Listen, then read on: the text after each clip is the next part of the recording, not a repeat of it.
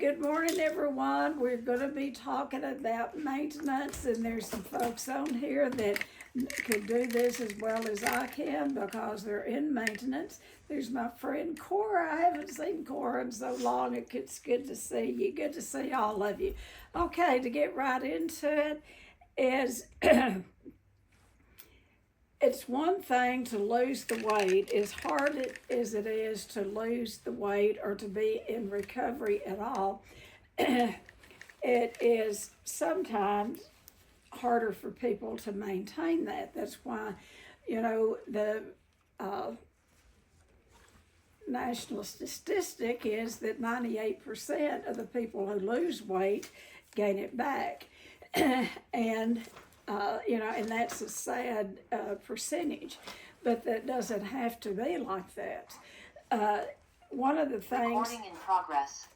Okay, one of the things that I would do when I was my largest is I would watch thin people, how they lived. I made it my, and then I've tried to be like a thin person, eat like a thin person.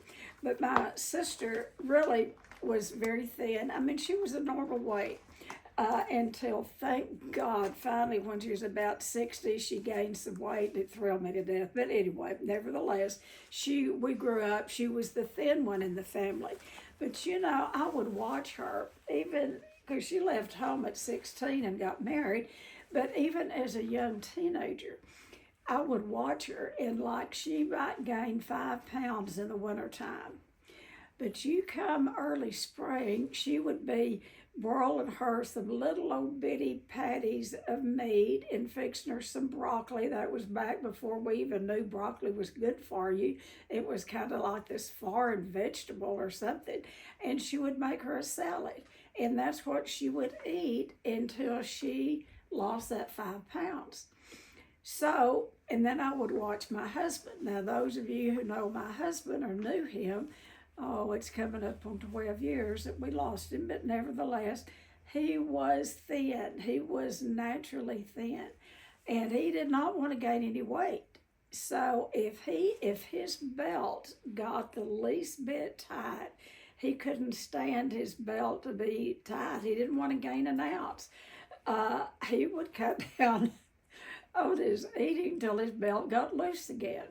So what I'm saying that is thin people probably can gain weight, but they notice their bodies before they get, and they don't overeat, and they don't have the disease of compulsive overeating, which I did, and I ate myself up to 287 pounds.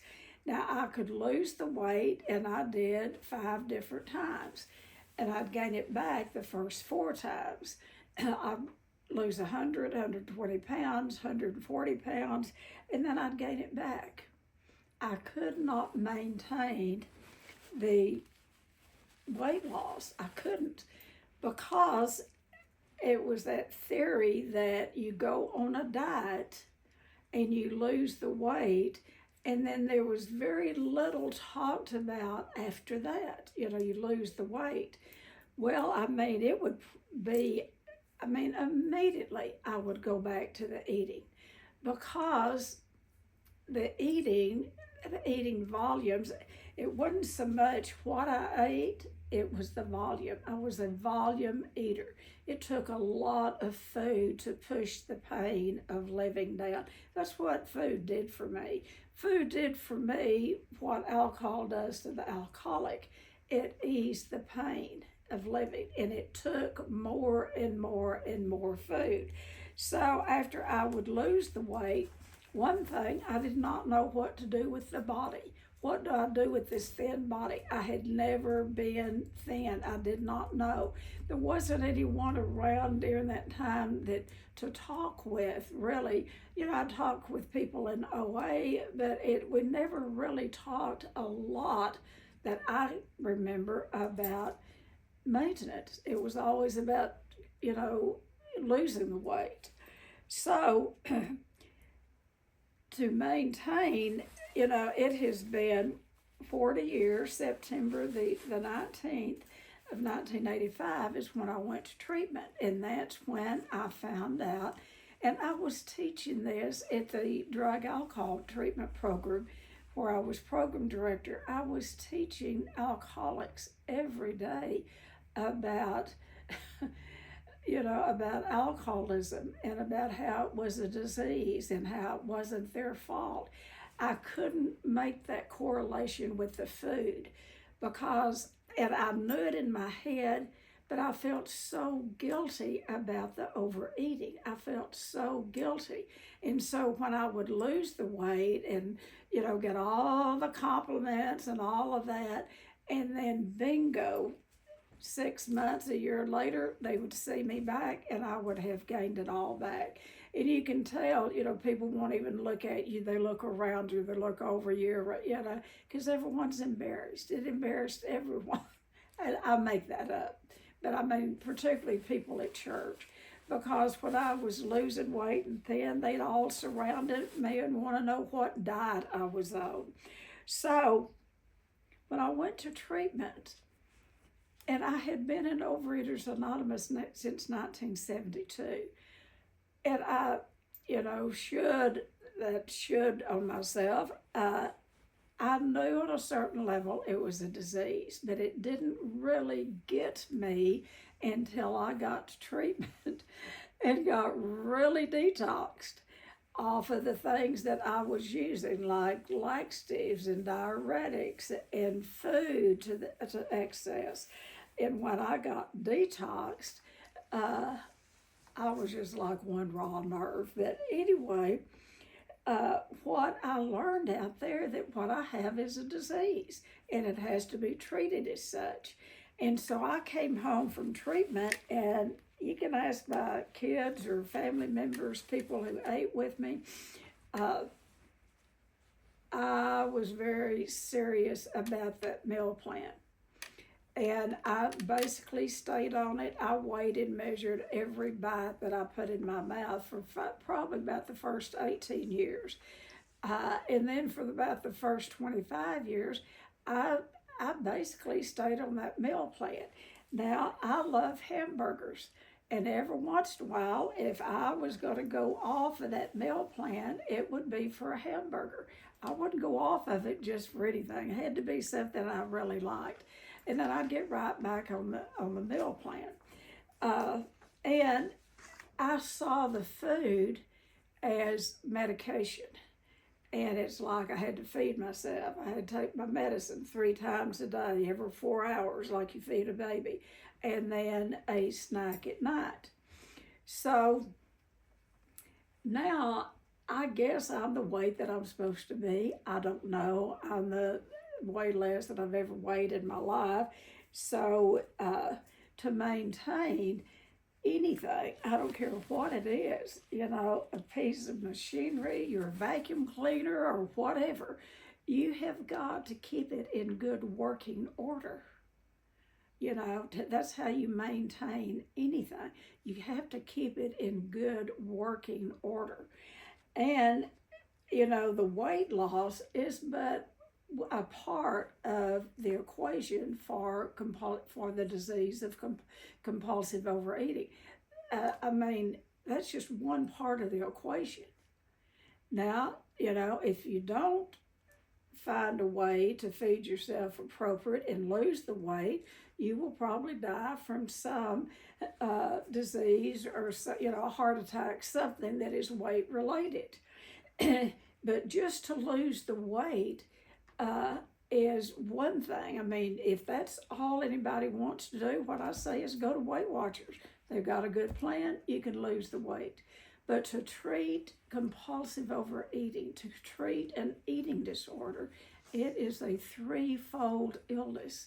It is the physical part of it, and that is the weight, the overweight, the overeating or the undereating. That is the physical part of the disease. For alcoholics, the physical part, they can stop drinking in one day, 1 hour. They can just stop drinking.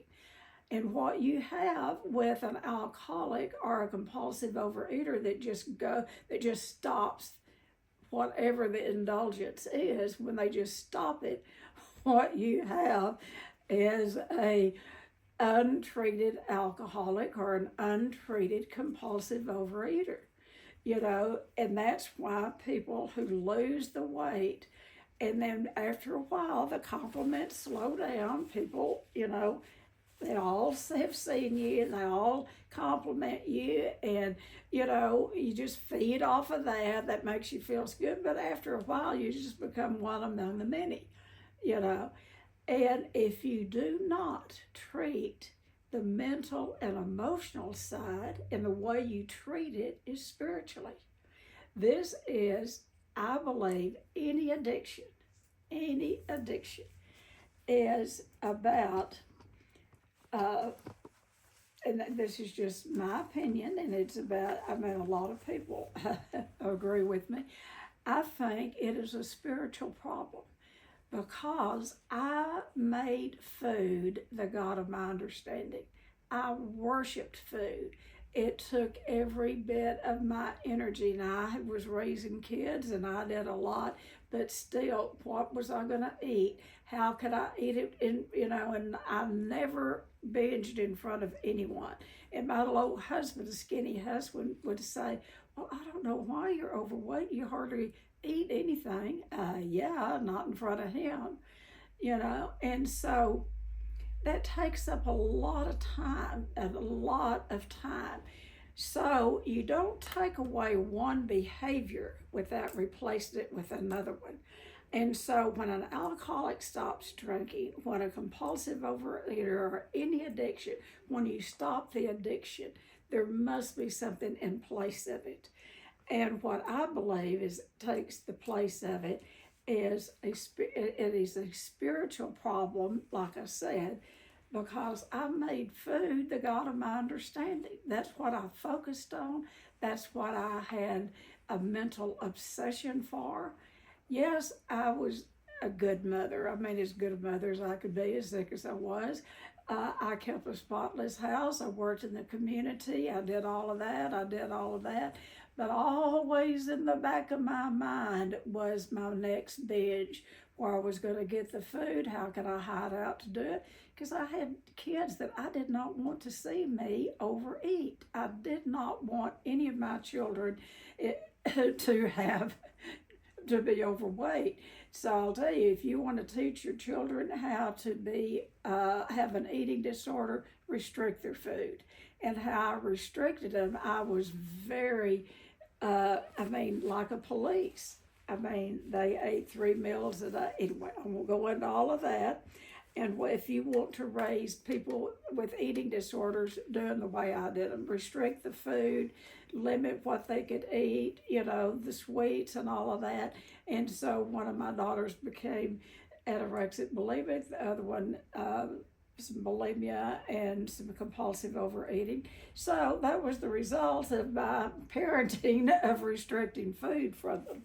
When I say restricting food, I did not want them to be overweight. That was, and I didn't talk about it. I was just rigid with the food. You can talk to them. They have all this monologue they do about mama and how I did restricting their food. Because my motivation was I did not want them to have to go through what I went through as a kid, as a teenager, and a young adult, and an adult as being overweight. So you lose the weight, then what? 98% of people, I guess these statistics are right, gain the weight back. Now we have the new medication that is out. I am for anything that will help someone. I'm not against, you do whatever you have to do. And what I see and what I hear and what I read, as long as they're on the shot, it takes away the noise in the brain about the food. Guess what? That's what a relationship with God does. That is what a spiritual experience does. If you work the 12 steps of Overeaters Anonymous or 12 steps of Alcoholics Anonymous, what it does, it walks you up face to face with the God of your understanding. I said, this is a spiritual problem. There must be a spiritual solution. So when people stop taking the shot, and I was talking to a young woman the other day that I love and adore. She's not on here, but she said she was going to watch this. So I'm talking about her. I won't give you her name. But I've known her all of her life, and she was overweight as a child and a teenager and all. And so she found a way to lose the weight through surgery. She lost the weight, and like many of us, like I did, she gained the weight, some of the weight back. And so this is her story to tell. I don't need to tell this, and I'm not going to. I'm going to stop myself. But nevertheless, people use the shot, they use the medication, and I know a lot of people, I say a lot, I've talked to some that have lost their weight and started gaining it back, and rather than learning how to maintain a healthy weight loss, they get on the shot. And I'll tell you, there's times I thought, well, I need to get on the shot. Everybody's getting on the shot. I need to get, and I'm not going to. But what she reported to me is that it stops the noise in her head. And, that is what any addict fights. That is that mental obsession. And only addicts have that. The mental obsession is the really, it's, addiction is a twofold. We do have that physical component of the overeating or the overdrinking. That's the physical. But if that's all there was to it, like I said, go to Weight Watchers, lose the weight, or just quit drinking. That's only a part of it. The other part of it is that mental and emotional side.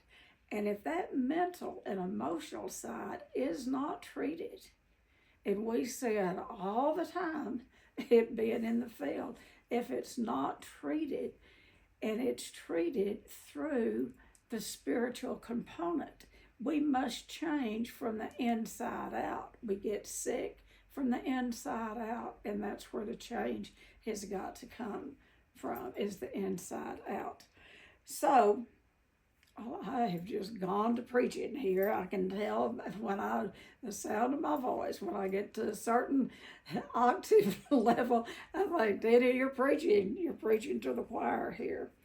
So, the reason so many people do gain the weight back is because they don't see it as a disease, and they see it as an end of a goal. They've lost the weight. Happy days are here again. And that's how I felt when I'd lose 100, 120, 140 pounds. But then I did not know what to do with myself because I had never been a normal weight size. And what I normally did, I didn't know how to deal with life on life's terms other than overeating. Now, what I've learned through the years is that God can and will heal any area of our life that we're willing to surrender to it. But we've got to surrender the overeating. We've got to surrender the alcohol. My little husband would tell me, he said, he just loved me fat, he loved me thin, he loved me anyway, he didn't care. But he would say to me, I've already forgot what he said, it'll float back by in a minute.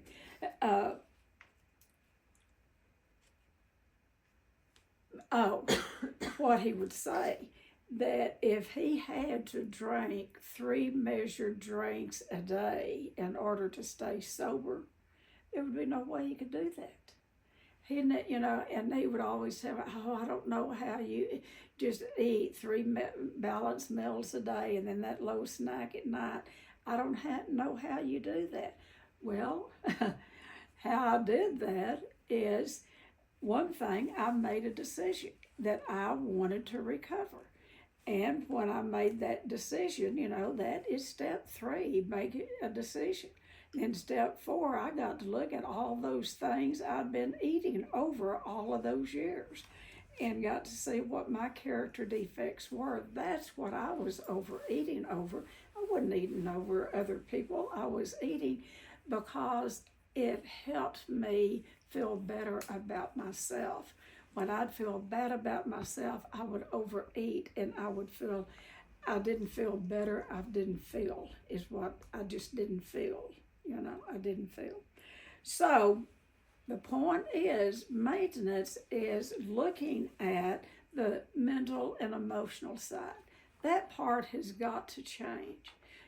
And how we change that is through having a spiritual experience or a spiritual awakening.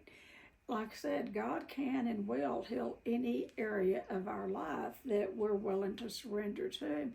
But we have to do our part. And our part, my part, was staying on that meal plan, not varying from it at all.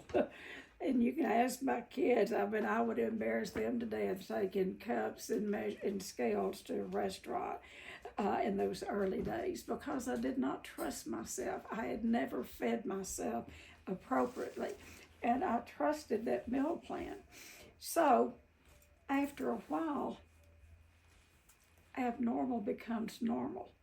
And in my own experience, what happened is that mental obsession was removed from my brain. Food does not have the power over me that it once did, by the grace of God. Now, I know it could come back, but I don't live in that, frantic part of, oh my God, what if I overeat, or, that I've got to eat this particular thing. Now, I will tell you, early on, I encourage people to stay on a food plan. Now, there's over 242 wonderful foods available. They're out there. Now, I didn't do that. I did not vary my food plan because I didn't want to be messing with the food. I'll tell you exactly what I ate for all those years. I would eat a cup of, if you want to take this, if you want to lose weight, you can lose weight on this. I ate a cup of cottage cheese. I ate grapes and a fourth of a cup of pineapple and cereal every morning for breakfast. My kids, when I was sick, they'd automatically just go get my breakfast. They knew that's what I ate.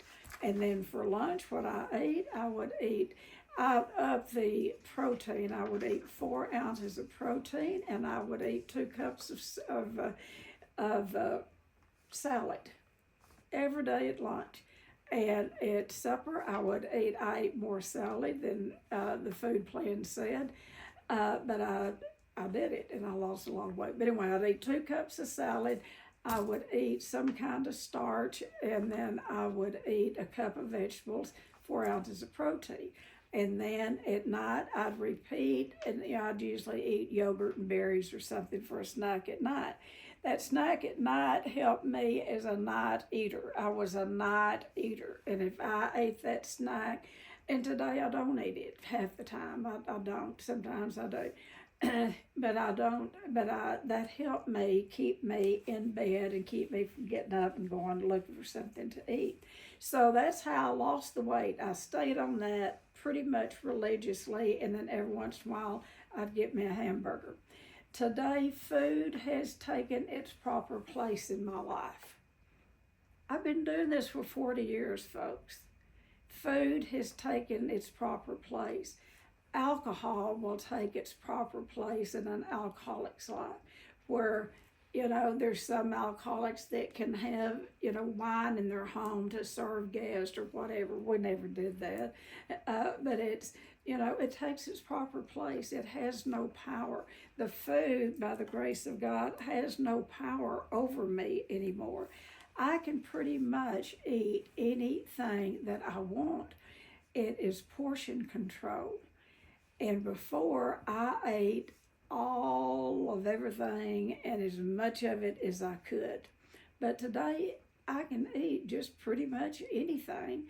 Now, I did, one of the kids, I had some little old bitty steaks the other day, and my daughter, one of them just loves a little chicken fried steak. That is the first thing I have fried in 40 years. So I've fried them, fried as a little chicken fried steak. To my knowledge, that's the first chicken fried steak I have eaten. Now, will take a bite of something, but it's just a little old thing. Food is not the problem. It is an inside job, and that's what's got to change, is the inside. And that is having a spiritual experience, staying in fit spiritual condition. So I want to give you some little hints of the ways, some things that that help me and help me stay on time, because my watch is not. It's 10:35. Okay. One of the things is, now this is me, and it may not work for you, but I'm pretty much, I guess, I'm at a weight that, I don't mind telling anybody. We just went on a trip to Maui and came back, and I'd lost about 7 pounds. I don't know, just change of whatever. I don't know. But I will tell you, while losing the weight, I only weighed once a week, and then I would usually have someone weigh me, because it wasn't good for me to look at the scales. Because if I had lost weight, I was happy. If I gained weight, I just would be depressed. So it wasn't, while I was in that losing phase, it was not good for me to weigh myself and to pay attention to the weight. I got rid of my scales during that period of time. Now today, good, bad, or indifferent, I weigh myself every morning. And the reason I do that is I don't want to wait around a month or whatever and get on that scales and say, oh my God, I've gained 10 pounds. I'm not going to do that. So maintenance is, I have a very nice little car, and the light comes on when it needs maintenance, and we get it to where, the Lexus place immediately and get it maintained. So the light that I look at is at scales. Basically I stay within 5 pounds of the weight that I am today. And if that scale starts going up, a little bit, what I think, you need to cut back a little bit, or you need to get back into your exercise, And so it's not that I'm obsessed with the scales, but I've talked to a lot of thin people, and they weigh themselves about every day or every other day. I do not recommend that when you're in the losing phase. Okay, I'm just telling you about how I maintain, because I'm not going to get up to and gain no 10 or 15 pounds and think, oh my God, I'm not going to do it. I've been there, done that. So I weigh myself every morning, and and it may vary a pound or two, but my whole life, that my self-esteem is not tied up in that scale today. It's not. But I need, in order to maintain a healthy weight, I need to know what that healthy weight is. So there you are. So that's one thing. Know what you weigh. And most thin people allow themselves maybe 5 pounds. We've got a few thin people on here. They allow themselves maybe 5 pounds. And then if they get over 5 pounds, they do something about it. They cut back. One of the things that helps me is I'm gluten intolerant. And I eat zero bread. And I don't like any of that gluten bread. It does not taste good, so I just don't eat any of it. So that has helped me because I used to be a big bread eater, huge bread eater. So that has helped me. All right, so every once in a while I will think, well, I need to lose some more weight, and I will get caught thinking, well, I need to go on this diet or drink that stuff, or that you see on TV. That is part of the industry trying to trick us into. So, anyway, don't do that. Just stay on course with what you feed yourself. Now, in maintenance, in order to maintain a weight, there's a slight difference in a losing weight and a maintenance weight. And if you keep staying on a losing weight, you'll just keep losing. A maintenance weight is that you can, eat a little more to maintain where you are, to not get to continue to lose weight. And some people do continue to lose weight. They like that feeling. And then they'll go over there on that other side and get into anorexia. We've had them do that. So, the main thing is if after you lose the weight and you get off of that high of feeling good about losing the weight, the emotional habits will come back, and that's what you have to look at, because that is usually what takes us to the food, is some unresolved emotional, that core pain that we talk about. This is why we really encourage people to come do an intensive when they have, issues to come up. And when I'm doing this, it's like that pain comes up.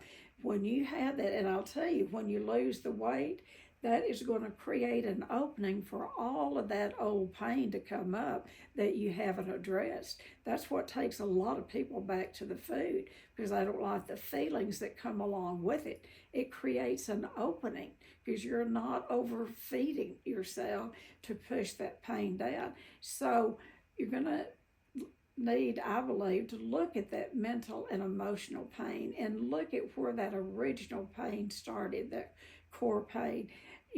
That would be seeing a therapist, doing some EMDR. That would be coming here, doing an intensive, and working on that core pain and create an opening for the pain to come up, where you can deal with it instead of eating or drinking over it.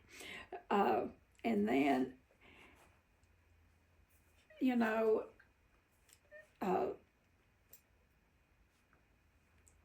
I keep saying it over and over. Treat obesity as the chronic disease that it is. It's not about you go on a certain program, you go on the shot, you do this, you do that, you do something else, and you lose the weight, and then bingo, you begin to take back those old habits. You've got to treat it for the rest of your life as the chronic disease that it is. I mean, that's the fact. It's not about being a certain number on the scale. For us, that really does tell us whether we're in recovery or not. That's the fact for compulsive overeating. But one of the things that is, it is a chronic disease. Chronic means it's ongoing, it lasts for a long time, and it lasts forever, but you can treat it on a daily basis, and that's the good news. But look at it as a disease. There are people that we've treated that are morbidly obese, and until they get a severe physical diagnosis, they don't take it serious. They will not lose the weight until they get a severe diagnosis. In the way our bodies work, people can weigh 400 pounds and not have any real medical problems until one day they start. And we see that with anorexics, and we see that with morbid obese people. You can say, well, I weigh this amount and I've never had one physical problem, and just put yet at the end of that, because if you keep carrying that excess weight around, it's going to break down the entire body, and you will start, seeing results in your body breaking down. Okay. All right, so one thing about maintenance is have daily structure. And when you have daily structure, you have daily peace. And one of the things that I have done for years and years, and I get slack on this. I can't believe I get slack on it. But for years and years, since I first joined Al-Anon in 1968, October of 68, I started my day with prayer and meditation and then invited God into my day. Now, I would beg God to help me lose weight. And I'd be begging him while I would be overeating. You know, it doesn't work like that. We do the footwork. God blesses the effort. He's not going to do it for us. He could zap us all well if he wanted to, but we have to put in the footwork. So a daily routine, prayer and meditation. Start your day with prayer and meditation. Invite God into your day. I do that every morning in my bed, and I ask him for another day of recovery. You do that every day, every day. Now, I want to tell you something has happened to my metabolism or whatever. I don't know. Yes, I'm old. I don't know what it is. But my hunger level is different. I used to have to eat when my feet hit the floor. I mean, Katie barred the door, I had to eat. And I would eat, you know, before recovery, I'd eat a big breakfast. And then I'd get the kids off to school, eat everything that they left, you know, eat up their lunch meat while I was putting it up. I mean, I overate a big breakfast. And then I would eat breakfast during this last 40 years, during the weight loss time. But something has changed, and I think it's been about a year, maybe 2 years. I don't eat breakfast anymore. I don't, because I don't get hungry. And so my body has changed, my mind has changed. I never knew what real hunger was. I do today.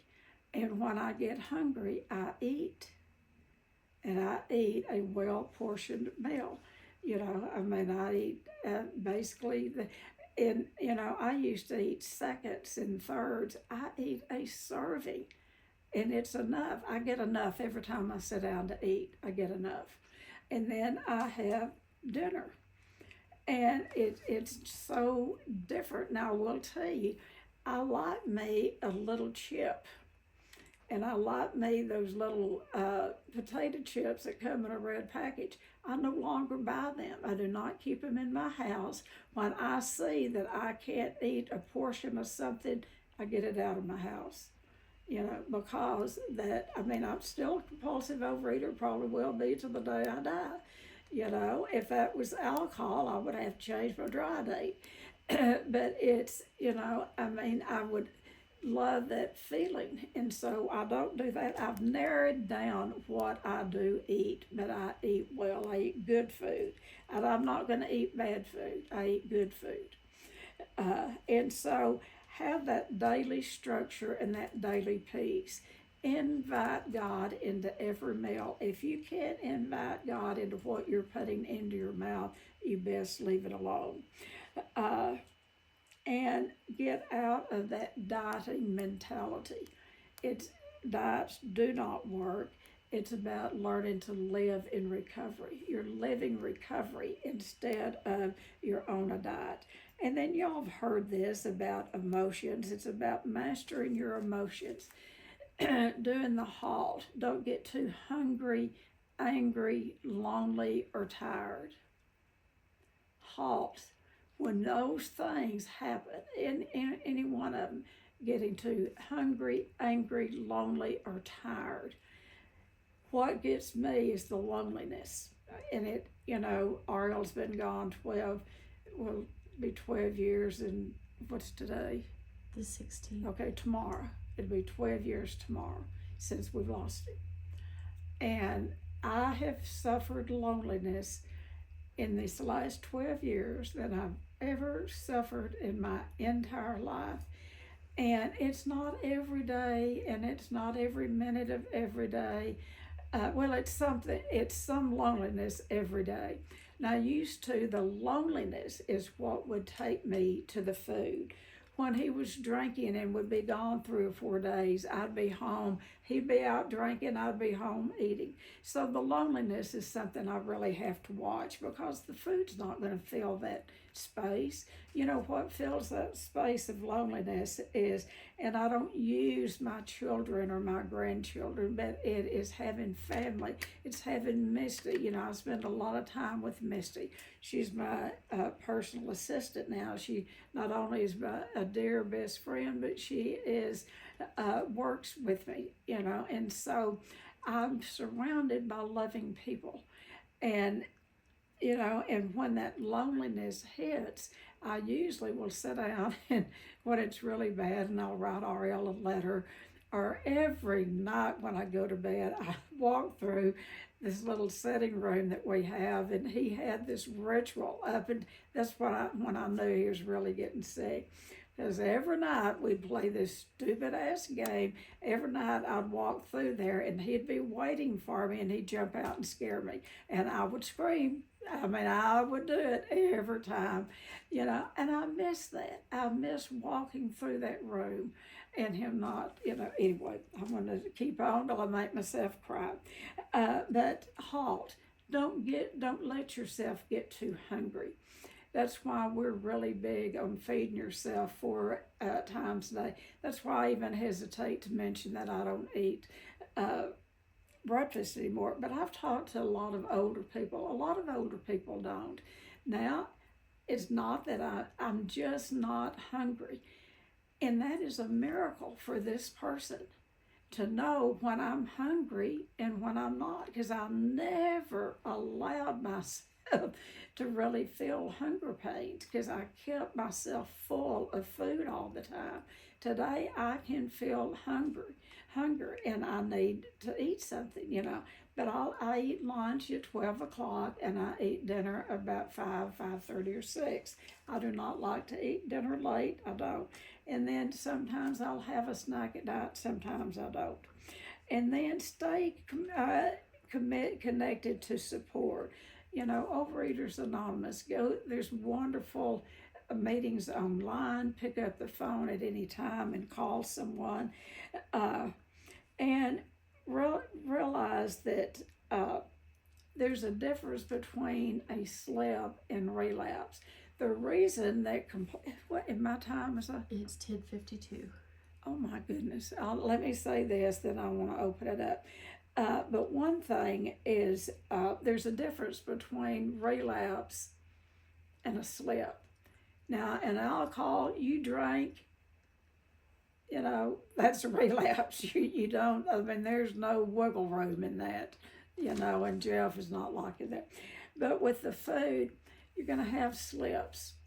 A slip is you get off the trail and you go over here and you eat something that may not, but keep in mind, there is no good or bad food. Food is food. It is what it does to us and the amount that we eat. You know, there are some that are highly addicted to sugar. And if they eat one bite, they want, and that's how I used to be. I could not eat sugar. The guideline for food of any kind is if you can take it or leave it. If you can eat a portion, like if you can eat a cookie or you can eat, you know, something sweet, you know, a little sliver of pie, whatever, if you can eat it and walk away and not have that mental obsession of what you've left behind and knowing that you want to eat more of it, if you can have it and let it be that one, you know, if you can take it or leave it. You know, oh, it's too rich. I don't want to eat that. If you want to be. So it is about, anyway, when you're in relapse, but a slip is not a relapse. You eat something off your meal plan, something you hadn't intended to do, and that is a slip. You just get back on the track. You know, if you're not back on the track in 3 days, you're in trouble. You know, you go on vacation. I don't know what we did on vacation, but we didn't eat much, and we both, Misty and I both lost weight. But anyway, I don't know what, we ate plenty, but most time people gain on vacations. We didn't, we lost on vacation. But anyway, you get off, do not stay off of your regular meal plans for over 3 days. You get back on the track. Really, a day is better, you know. And you don't really even have to ever get off of it. But if you do, just get back on track. Don't beat yourself up about it. And then tools work. Keep a food journal. And not only a food journal, write your feelings, because that's what we eat over, are the feelings. Have check in with your sponsor, accountability, that's important. And then set realistic boundaries with people. When you are into codependency, the codependency will take you back to the food quicker than anything, because codependency is getting your good feelings out or your bad feelings outside of yourself. When you're participating in, and I don't know that I've ever worked with a compulsive overeating eater that wasn't a codependent also. A lot of alcoholics are not codependent, they're anti-dependent. Most of our alcoholics, but some are codependent. But, you know, alcoholics learn to give, because that's a lot of times that's not their nature, but in recovery, they learn to get out of themselves and help others. Codependents don't need to do that. You've got that down really good. You don't need to get out of yourself and go help others. You need to learn a balance, when to take care of yourself and when to offer help to others, and be able to set healthy boundaries. Let no be no. And then when you say yes, be all in. But don't say yes and then have a resentment, because the resentment's going to take you back to the food. Maintenance isn't magic. It's a method. Maintenance is learning to feed yourself every single day and then live life. That's what we get.